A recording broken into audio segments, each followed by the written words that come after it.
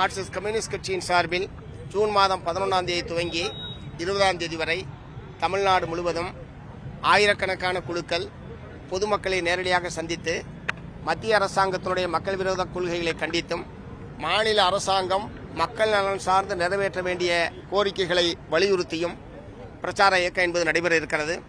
20ஆம் தேதி நிறைவாக Chennai Ambattur ஓட்டியில் Marxist communist கட்சியினுடைய அகில இந்திய பொதுச் செயலாளர் மதிப்புக்குரிய தோழர் M.A. பேபி அவர்கள் கலந்து கொள்ளக்கூடிய நிறைவு பொதுக்கூட்டம் என்பது நடைபெற இருக்கிறது என்பதை நான் தெரிவித்துக் கொள்ள விரும்புகிறேன்.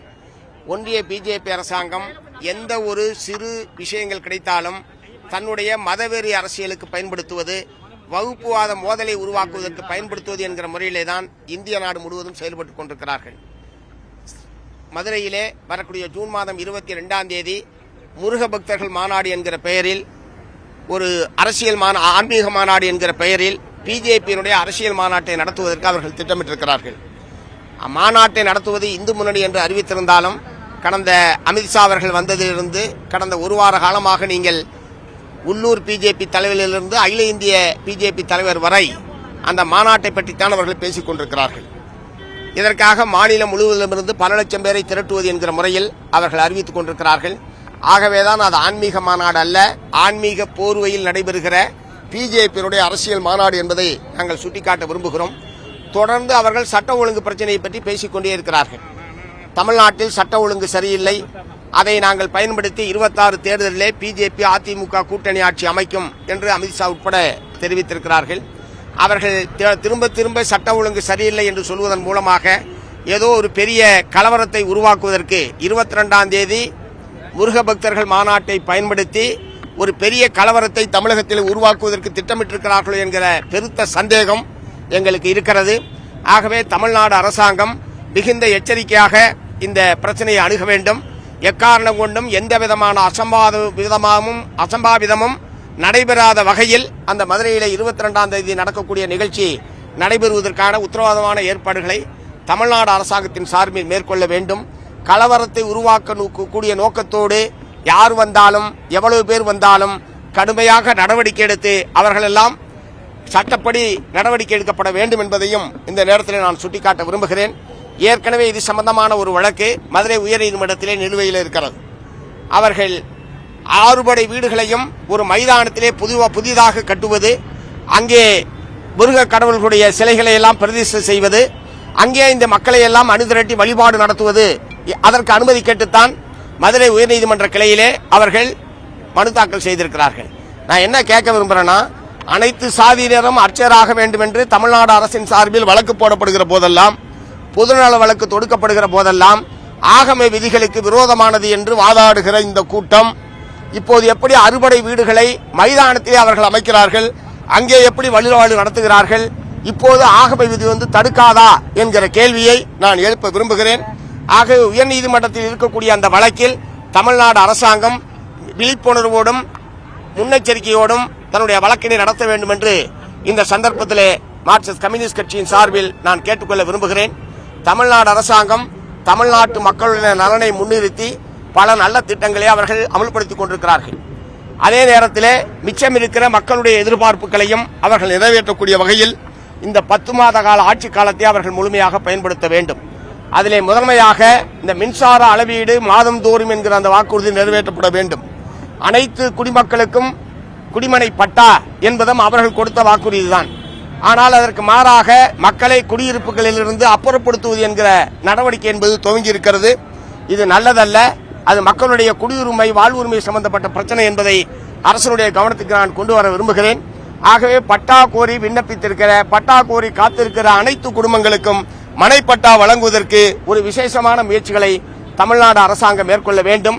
அதற்கு ஒருவேளை ஆவணங்கள் தடையாக இருக்கிறது, அரசு ஆணைகள் தடையாக இருக்கிறது என்று சொன்னால் அதற்கு ஏற்ற முறையில் எத்தகைய அரசாணைகளை பிறப்பிப்பது, ஒரு ரீசர்வே எடுப்பதற்கான அறிவிப்பை தமிழ்நாடு முழுவதும் மேற்கொள்வதன் மூலமாக நீதிமன்ற நடவடிக்கைகளை நிறுத்தி வைக்க முடியும். மறு அளவீடு முடிந்ததற்கு பிறகு உண்மையிலேயே அது நீர்நிலையை பாதிக்கிறது, நீர் பிடிப்பு பகுதிகளை பாதிக்கிறது என்று சொன்னால் அத்தகைய மக்களுக்கு மாற்று இடம் என்கிற முடிவுக்கு நம்மால் வர முடியும். ஆனால் ஆவணங்களில் மட்டுமே நீர்நிலை என்கிற காரணத்தை காட்டி மக்களை அப்புறப்படுத்துவதை மார்க்சிஸ்ட் கம்யூனிஸ்ட் கட்சி ஏற்கவில்லை. ஆகவே இத்தகைய மக்களுடைய அடிப்படை கோரிக்கைகளாக நடக்கக்கூடிய இந்த பிரச்சார இயக்கத்திற்கு தமிழ்நாடு மக்கள் பேராதரவு தர வேண்டும் என்று மார்க்சிஸ்ட் கம்யூனிஸ்ட் கட்சியின் சார்பில் கேட்டுக்கொள்கிறேன்.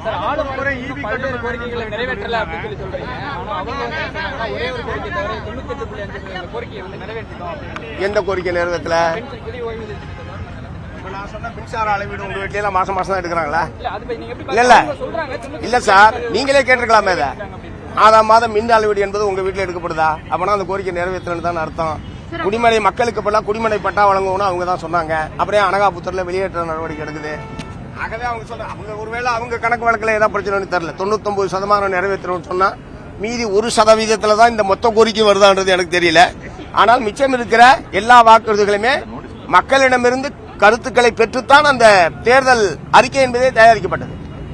அதையெல்லாம் ஏற்றுத்தான் அவர்கள் அந்த தேர்தல் அறிக்கையை வெளியிட்டார்கள். ஆகவே அதில் முழுமையாக நிறைவேற்ற வேண்டும் என்பதை மார்க்சிஸ்ட் கம்யூனிஸ்ட் கட்சி வலியுறுத்தியது. கீழடியினுடைய அகழாய்வு அறிக்கையை இன்னும் மத்திய அரசு அங்கீகரிக்கல, அறிவியல் பூர்வமா இன்னும் நிரூபிக்கப்படல அப்படின்னு சொல்லிட்டு மத்திய அமைச்சர் நேற்று சென்னையில பேட்டி கொடுத்திருக்காரு. மத்திய அரசுடைய இந்த நோக்கம் என்னவா இருக்கும்? ஏன்னா 2 வருஷம் ஆகுது மத்திய அரசுக்கு அறிக்கை தாக்கல். அதாவது தொல்லியல் அறிஞர் ராமகிருஷ்ணன் அவர்கள் மத்திய அரசால் நியமிக்கப்பட்ட தொல்லியல் அறிஞர். அதிலே அவர் புலமை பெற்றவர், திறமை வாய்ந்தவர்.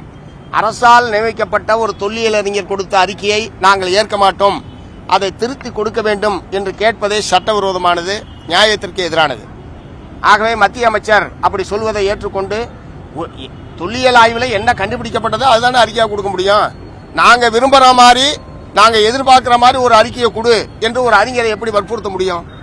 அவர் அந்த மாதிரி வாய்ப்பே இல்லை என்று அவரும் தெளிவுபடுத்தி விட்டார். ஆனால் மீண்டும் மீண்டும் மத்திய அரசாங்கம் அறிக்கையை வெளியிடுவதற்கு பதிலாக மீண்டும் அவர்கள் இதே விதமான கருத்துக்களை வெளியிட்டுக் கொண்டிருக்கிறார்கள். அது மிகவும் கண்டிக்கத்தக்கது.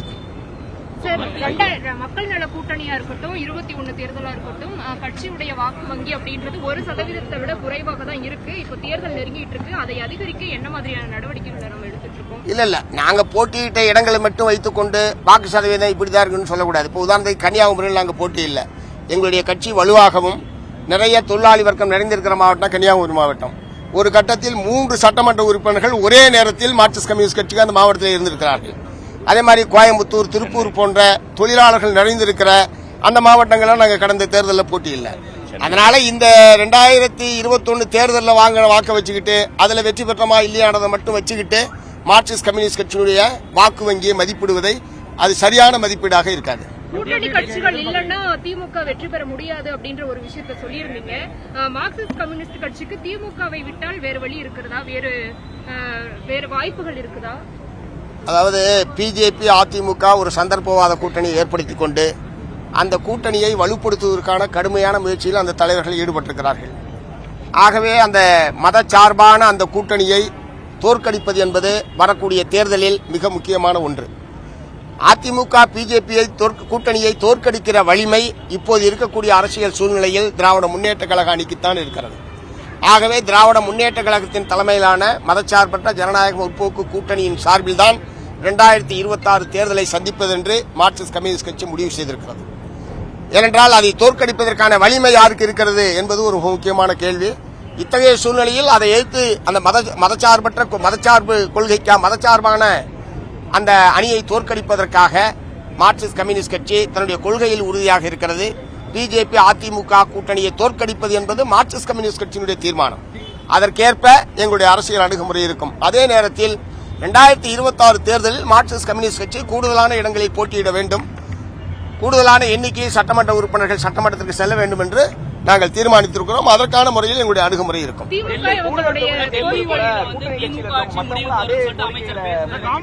அதனால எல்லா தோழமை கட்சிகளுமே ஒவ்வொரு தேர்தலிலும் கூடுதலான இடங்களில் போட்டியிட வேண்டும் என்றுதான் விரும்புவார்கள்.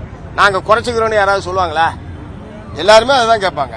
அதுக்கு ஏற்ப திராவிட முன்னேற்ற கழகம் கூட்டணியுடைய தலைமை என்கிற முறையில் அவர்கள்தான் அந்த கோரிக்கைகளை பேச்சுவார்த்தையின் போது பரிசீலித்து ஒரு பொருத்தமான முடிவை அவர்கள் எடுக்க வேண்டும். அது நிச்சயமாக பொருத்தமான முடிவை எடுப்பார்கள். சார், அதிமுக பாஜக வந்து வலிமையா போயிட்டு இருக்காங்க. அவங்கள வந்து தோக்கடிக்கிறது வந்து கட்டாயம் ஒரு ஏற்பட்டிருக்கு, சூழ்நிலை ஏற்பட்டிருக்குன்னு சொல்லிடுறீங்க. அப்போ நீங்க வந்து காம்ப்ரமைஸ் ஆகுறதுக்கும் காம்ப்ரமைஸ்னா நீங்க வந்து அதிக அளவுல சீட்டை கண்டெஸ்ட் பண்ணணும். போன தடவையோட 2021 கம்பேர் பண்ணும்போது இந்த தடவை அதிக அளவு பண்ணணும்னு சொல்றீங்க. பிஜேபி அதிமுக கூட்டணியை தோற்கடிப்பது என்று நாங்கள் எடுத்திருக்கிற தீர்மானம் எவ்வளவு முக்கியமானதோ அதே அளவுக்கு சிபிஎம் கூடுதல் தொகுதியில் போட்டியிடுவது என்பது முக்கியமானது.